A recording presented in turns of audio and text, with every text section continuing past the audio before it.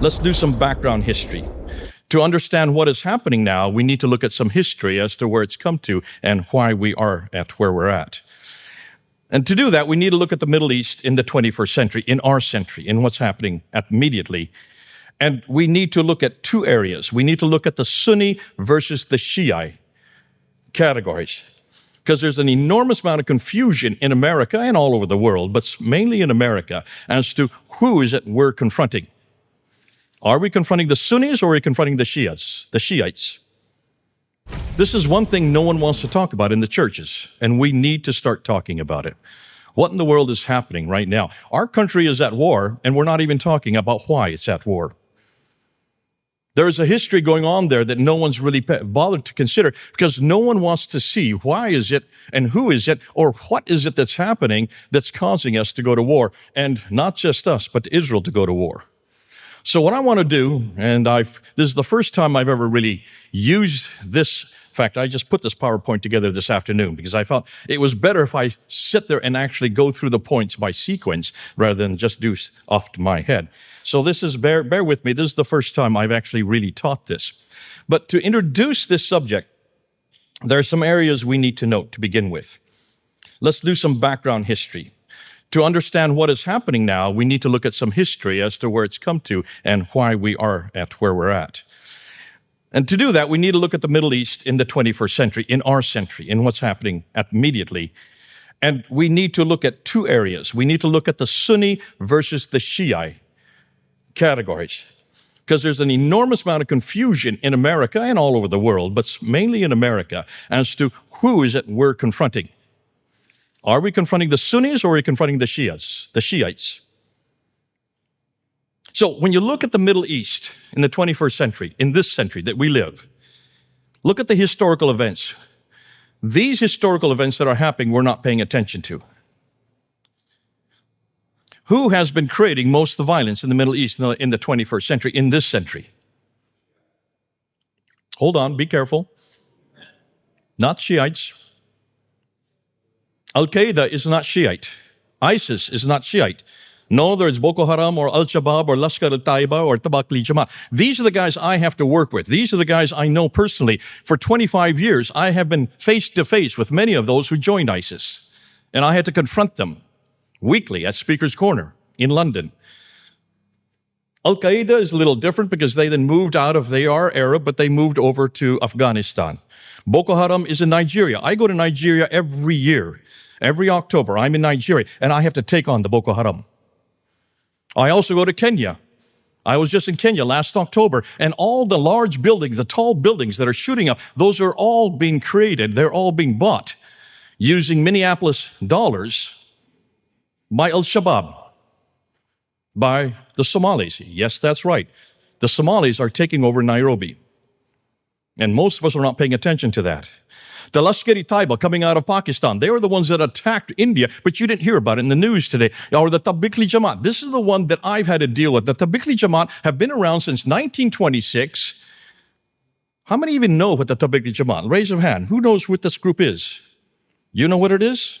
Do you know where they come from? No, not Pakistan.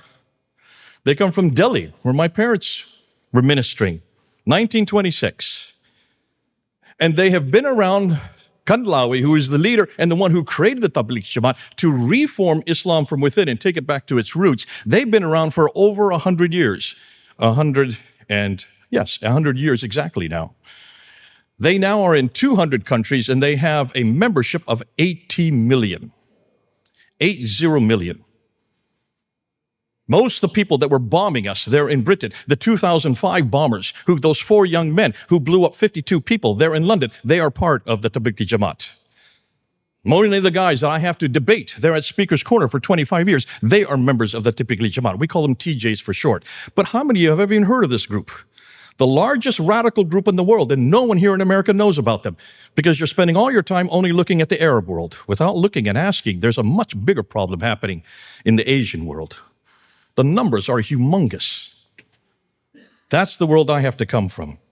That's the Sunni world. These are all Sunnis. All these groups are Sunni. Not one of them Shiite. Have you noticed that? So far, not one of them is Shiite.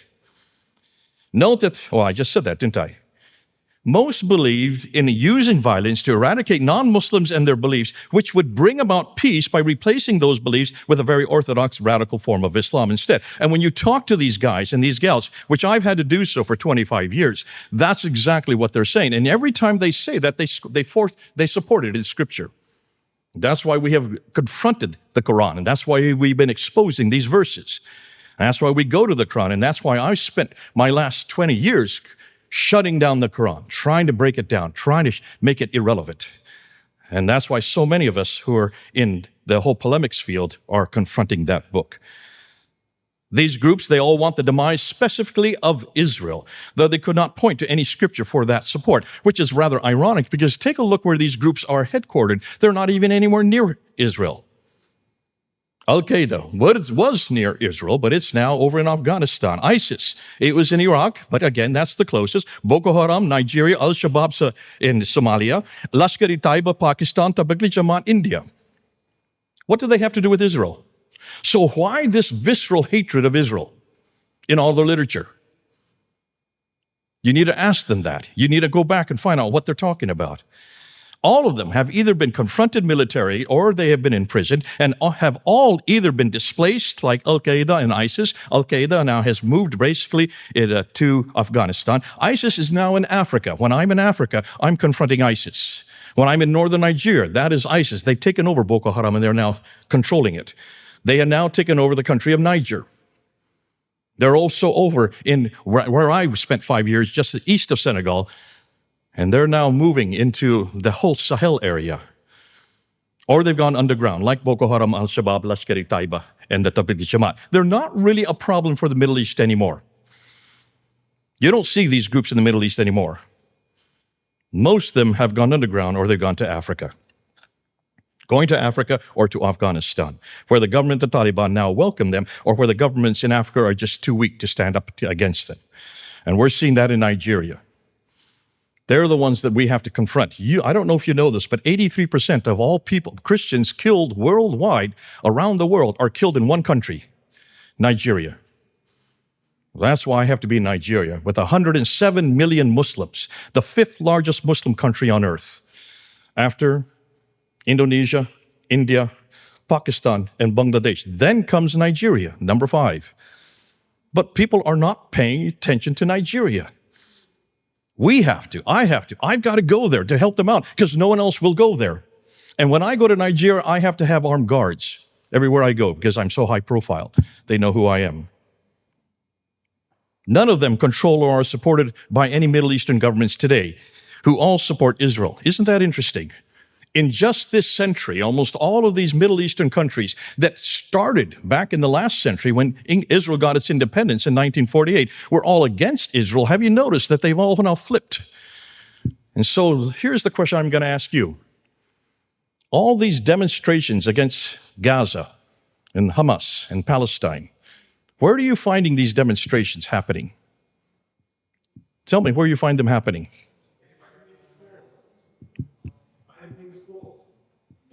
Okay, so that's America, right? And in Europe.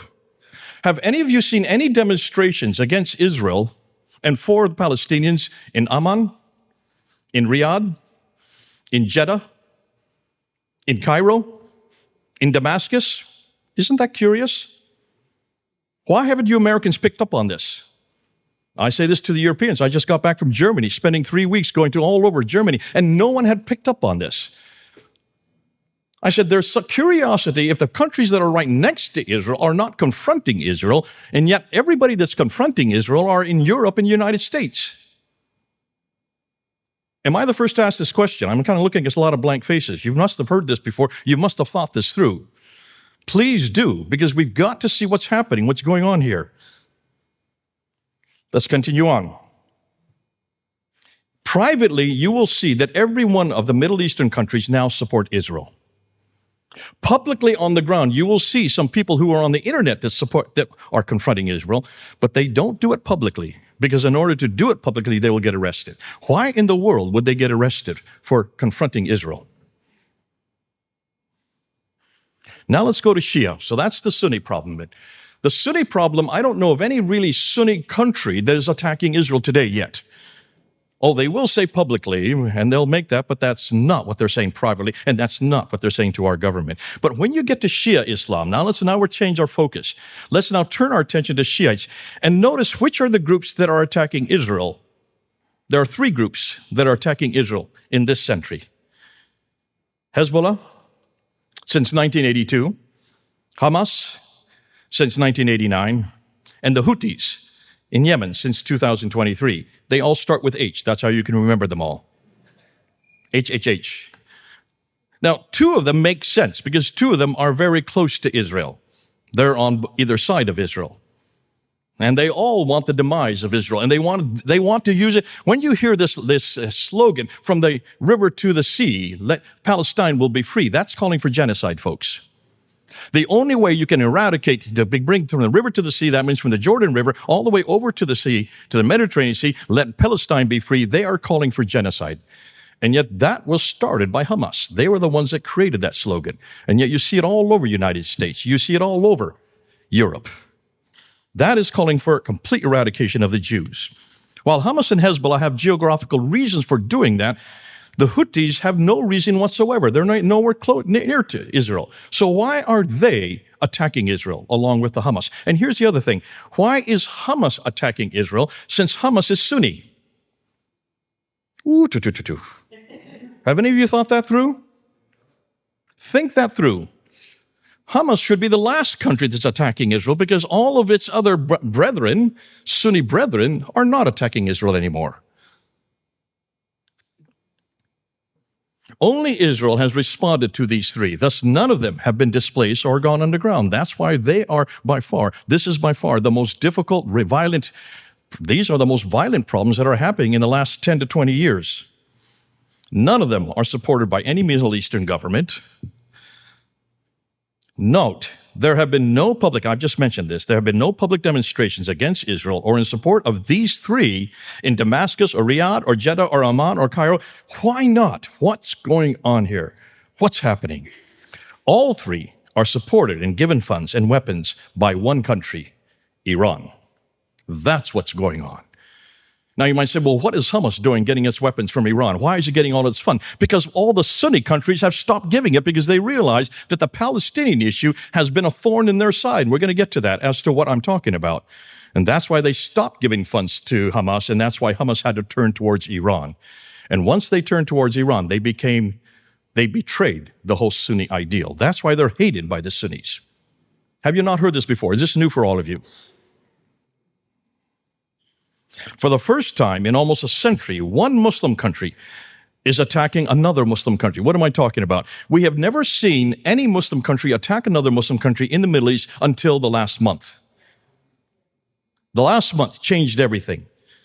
And Iran has been sending missile after missile to Abu Dhabi and to Bahrain and to Qatar and to Saudi Arabia and to Kuwait. And here in America, we're not paying attention to that.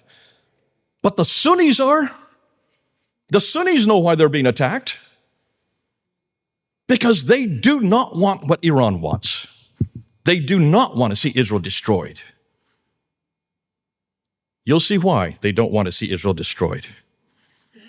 All three Shiite terrorist groups are controlled by Iran, which has now become a threat to the entire Middle East, with only Israel and the USA confronting them or it militarily. But why? To do that, we need to look at Shia Islam and find out you need to go back and let's do some theology as to see why they are so different than the Sunnis. The major branch of Islam is known as the Twelver Islam. And the Twelver Islam start instead from the category that theologically speaking or politically speaking, they are the rightful heirs of the Prophet's mantle. So the entire difference between Sunnism and Shiite is who is the rightful heir to the prophetic line. The Sunnis believe that it could be someone from the ulama. You have the caliph at the top, then you have the ulama, then you have the ummah, then you have the al-kitab, and then you have the kafirs at the bottom. It's a very hierarchical state. And so the Sunnis believe that anybody that's in the ulama, these scholars, can be chosen to be the caliph.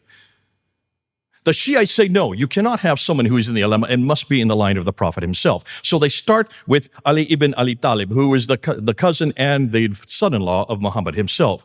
And they go through his line, and that's why he was the fourth caliph, or rather, some say the fifth caliph, because he was the fourth of the rightly guided caliphs, who controlled and lived from 656 to 661, when he was killed at the Battle of Siffin there by Muawiyah, who then introduced the Umayyad Caliphate in 651.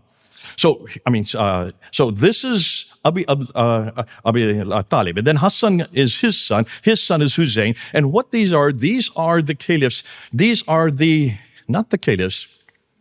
These are the imams, but there's more than that, and we're going to get into that. So hold on to that word, but we're going to get and show you what we're talking about. Each one of these, there's 11 of them until we get down to Hassan al-Askari, and every imam takes over the mantle of his predecessor once that predecessor dies. They all died normally. Some died in war, but they all died in their lifetime until you get to the 11th Imam, Hassan al-Askari. He had a son who was born in 870. Some say 869, but 870, let's put it there. So when he died in 874, he then took the mantle. He was now then the next progenitor. He was the 12th Imam. And he was then put into occultation. Occultation means he just went underground and he went to sleep. Or he could be alive. We don't know. What the Shiites tell us is that he's still alive today, 1,100 years later. So he's been in occultation for 1,100 years. And that he will return in our lifetime.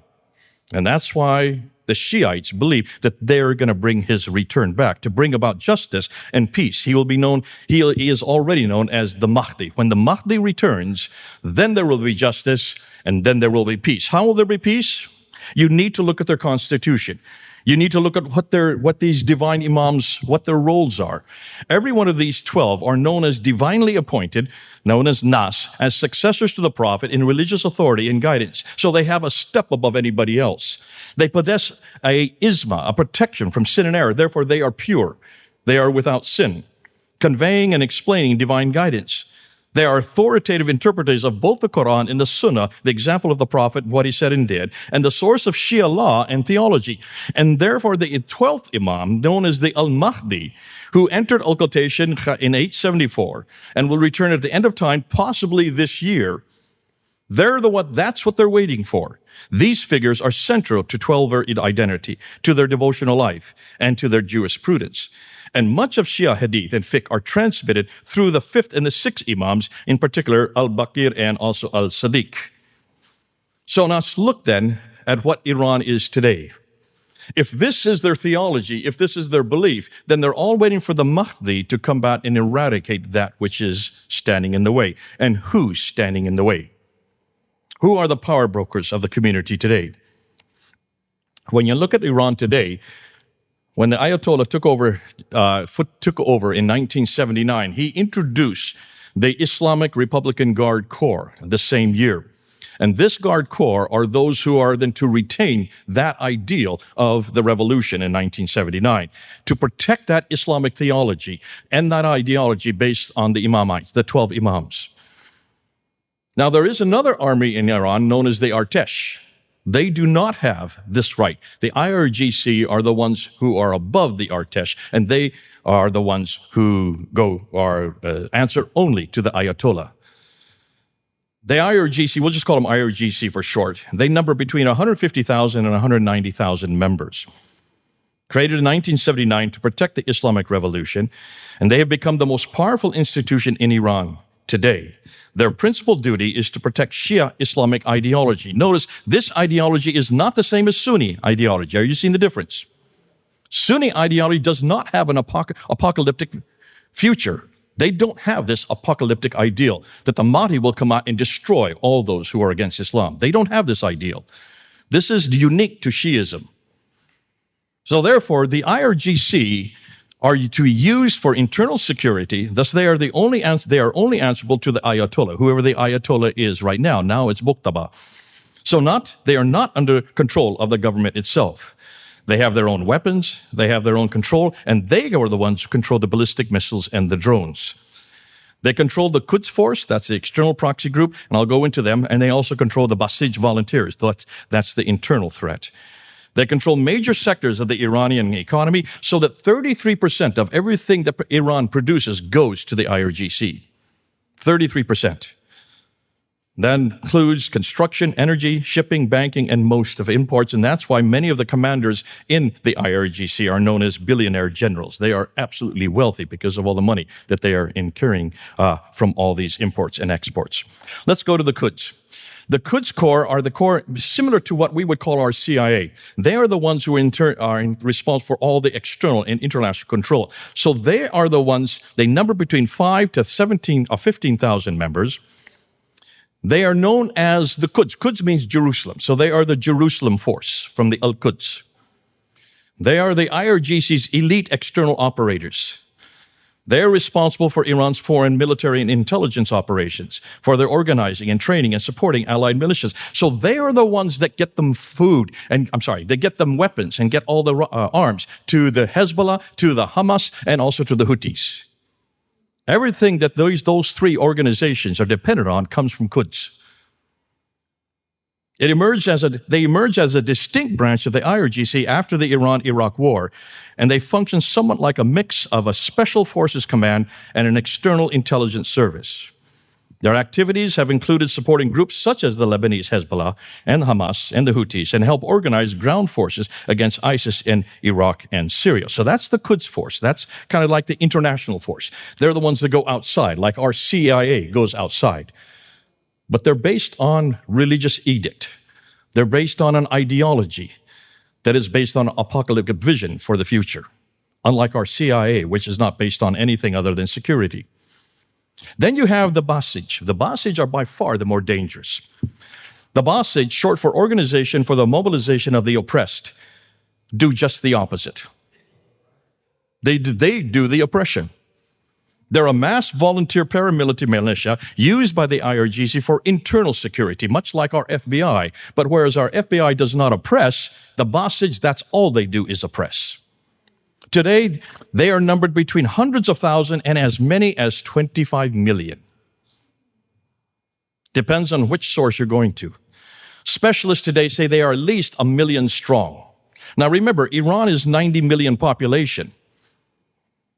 So they are involved in internal surveillance and enforcing the internal security or law enforcement, and in making sure that there is the morality and the social control of the population itself. That's why they police dress codes, they monitor protests, and they guard regime events. And that's why they have been suppressing the protests that have been happening most recently. In the mid-2020s, they suppressed large-scale protests. But what they did just a few months ago in January of this year, where in 2 nights they went to 400 towns, and they actually killed 40,000 protesters. The latest reports are 40,000 protesters. You've all heard this. This is nothing new to you, what I'm saying now. That is the Basij. And what they can do is they can bring up to 25 million volunteers to help them out. And that's why you saw the videos of all these men on scooters and motorcycles with their AK-47s just mowing down protesters in the middle of the night there in January. So the roots of the present conflict. Number 3, why in the world, therefore, are we there as Americans? To do that, we need to go back to the Ayatollah's beliefs concerning Israel. We need to go back to Israel. The Ayatollah, when he came to power in 1979, and also the Ayatollah Khomeini, who was just killed about a little more than a month ago. Now his son, Muqtada, is now taking over, but looks like he's in the hospital. They have repeatedly denied Israel's legitimacy, describing it as a cancerous tumor, a fabricated or fake regime, and something that must be removed and eradicated. Khamenei has explicitly said that Iran supports any party fighting Israel, and that comprehensive struggles, political, military, and cultural, must be carried out against this Zionist regime, and this must continue until they have been eradicated. In multiple speeches and posts, he has spoken of eliminating the Zionist regime, wiping out Israel, or ensuring that nothing will be left of Israel. While insisting this refers to ending the state, not killing all Jews. He has to put that as a caveat. More explicitly, military terms, Khamenei has warned that if Israel attacks, Iran will destroy Tel Aviv and Haifa. And Iranian commanders close to him, boasts that Iran has encircled Israel from all four sides and that nothing will be left of Israel. Now, how can you destroy Israel so completely? What's going on here? To answer that, you need to go to the nuclear arsenal. The only way you can destroy Tel Aviv and Haifa is to use nuclear weapons. That's the only way you can do it. Now you understand why they have been what's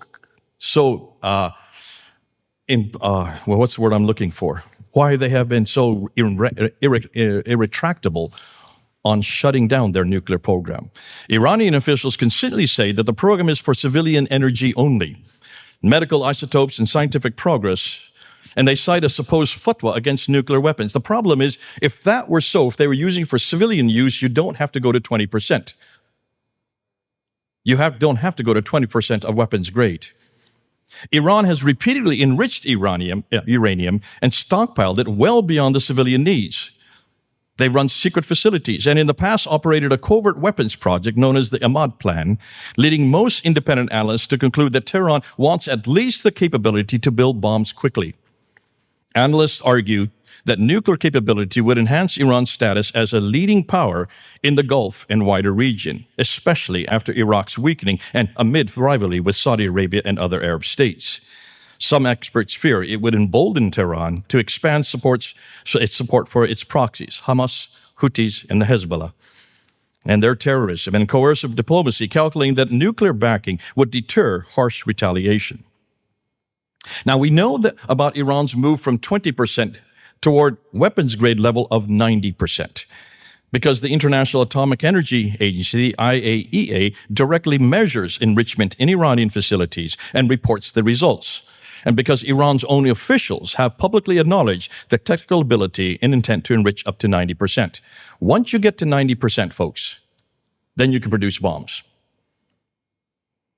Enrichment level is not inferred indirectly. IAEA inspectors take samples and use on-site monitoring at facilities like Natanz and Fordow to see exactly what percentage of uranium-235 Iran has producing. For example, in January 2021, the IAEA confirmed in a formal report that Iran had begun feeding uranium into cascades at Fordow to enrich it up to 20%.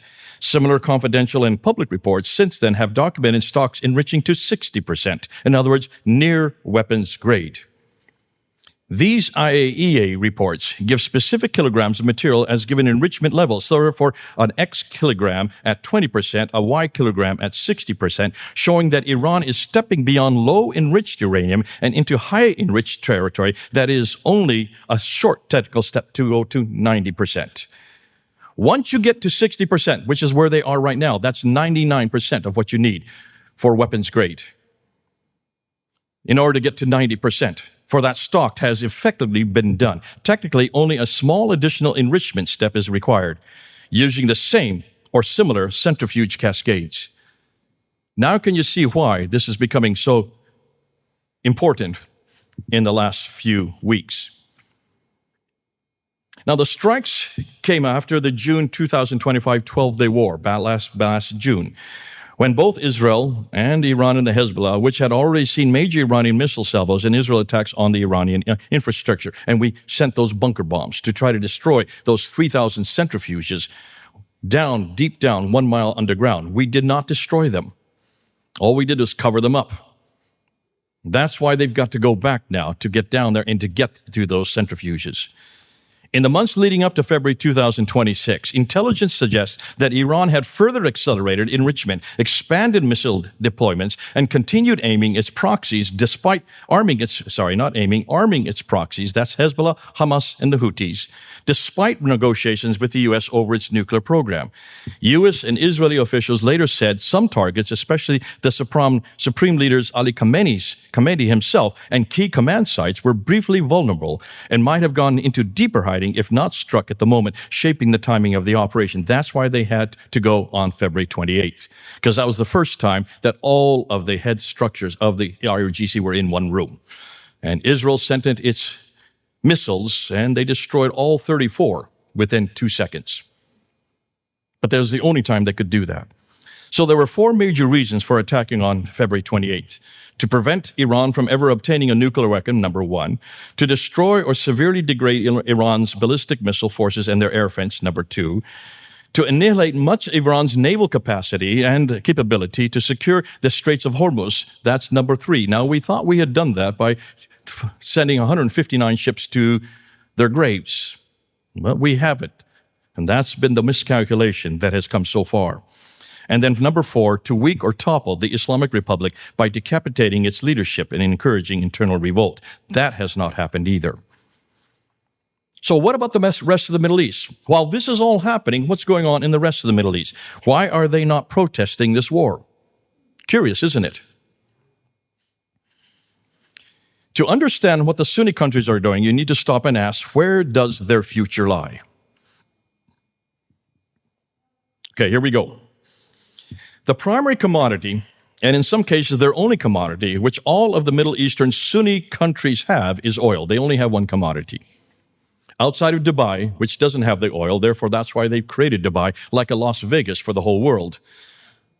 They are the only ones who can do that, but all the monies that are coming for Dubai come from the United Arab Emirates, where the oil is. So they're totally dependent on the oil. Yet most of the world is moving away from oil to other forms of energy. That's the future of energy for us all. So what do you do if that which you have, the only thing you have, is no longer going to be in use in the future and is going to become obsolete? Where do you go? You diversify away from oil. So how do you diversify? Let's take Saudi Arabia, the largest oil producer. What are they doing? Let's use them as an example. Notice what Saudi Arabia has been doing since, about 20 years now, but specifically after 2015, for the last 11 years. Saudi Arabia is diversifying into three primary areas: into entertainment, into education, and into research. Have you all been following this? Listen to see what MBS is doing, Mohammed bin Salman, and you'll see what's going on. In entertainment, they are taking over the sports industry. And that's why LIV Golf, which really is the Roman numeral for 54, the number of holes on their golf courses. That's why that's where LIV comes from. This is a Saudi-funded professional men's golf tour that stages events around the world, including tournaments in Saudi Arabia, such as the LIV Golf Riyadh, and rivals the PGA. That should be PGA, sorry, that's a misprint, and the DP World Tours, by awarding larger purses and guaranteeing contracts to its big-name players. And that's why they have been decimating the PGA numbers. They've also tried now taking over professional boxing by awarding huge prize money. Saudi Arabia has made itself the central venue and major league organizer for professional boxing. Now they're moving into Formula One. Saudi Arabia has become the sport's most powerful financial and political player by using state money to buy races, sponsorships, and big teams. And now, fourthly, they're going into world football.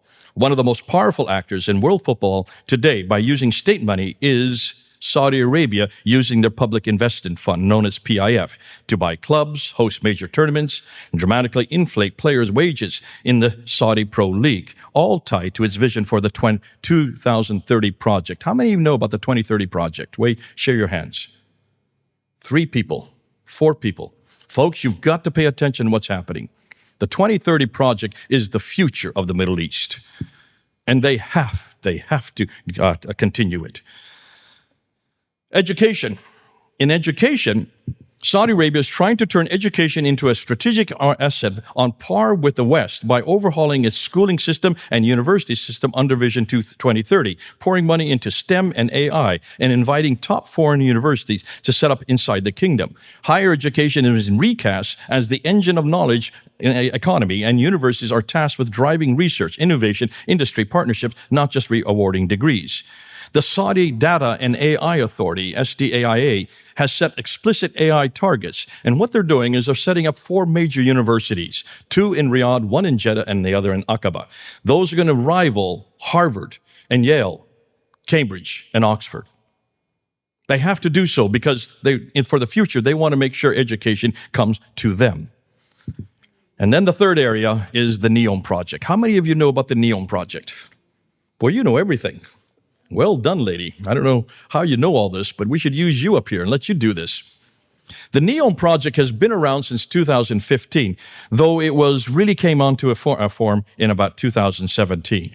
And what they're doing is they're building, you're saying 3 minutes? 4 minutes. I'll get it done in 4 minutes.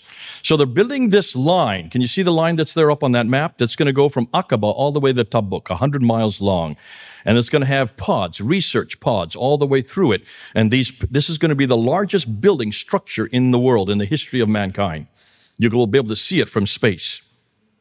It was launched in 2015, though it was formally launched in 2017 by the Crown Prince Mohammed bin Salman. We'll call him MBS for short. Marketed as the futuristic 100% renewable energy development that will house cities, resorts, ports, and industrial zones. Now here's the problem. Here's the difficulty. Something's happening. The problem is this. At the moment, Saudi Arabia has enormous cash from its oil wealth. But this will begin to diminish as many countries move away from oil. Have you seen what's happened in just the last week with the LIV? They are now pulling back from funding it. That just happened a week ago, mainly because of the war that's going on right now. Also, as we are seeing with the current crisis, much of that oil can be cut off at any time. Look what happened right now with the Straits of Hormuz, cutting off all that oil, 20% of the oil that is used worldwide. This is causing many countries to look elsewhere for oil. And where do you think all the big ships are coming to right now? To the west coast of the United States. We are sending more oil than we've ever done in the history of the United States right now. Mainly because of Venezuela. We're selling their oil. What's more, their refineries and their storage facilities can be attacked and destroyed quite easily. Look how easy it was for Iran to destroy. How many? 2,000 missiles to Abu Dhabi alone. 13 of our soldiers were killed there. Saudi Arabia had one of the biggest oil refineries was destroyed. That's how easy it is because they're so close. So where will Saudi Arabia and the other Middle Eastern countries need to look to in order to support their future plans for diversification, in order for their own future? This is really the future of the Middle East. If there's no oil, where are you going to go? Where, or rather, who do they need the most? No. Who do you use and who has the deepest pockets? You've got to go to who has the deepest pockets. Who have the deepest pockets in the world today? Come on, give me the name. Okay, I'm getting every name but the Jews. Why didn't anybody say the Jews?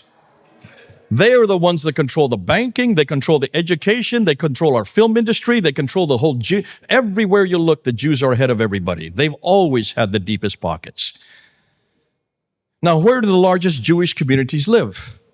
We have 7 to 8 million living in America alone. That's true. It is in America where the Jews are at the largest. There's 1.4 million in Europe, and Israel has another 7 million. So we have more Jews here than there are in Israel.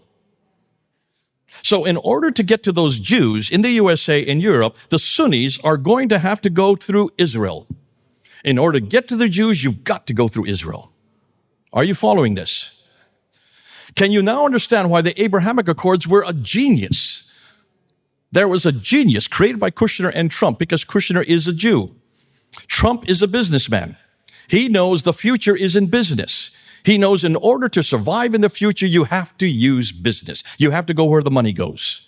And he knows the best thing to do is to get all of these countries to join Israel so that they will have a conduit not just to the Jews, but to all of Europe and all of America. Because the one thing we do not want is to invest in a place that has violence.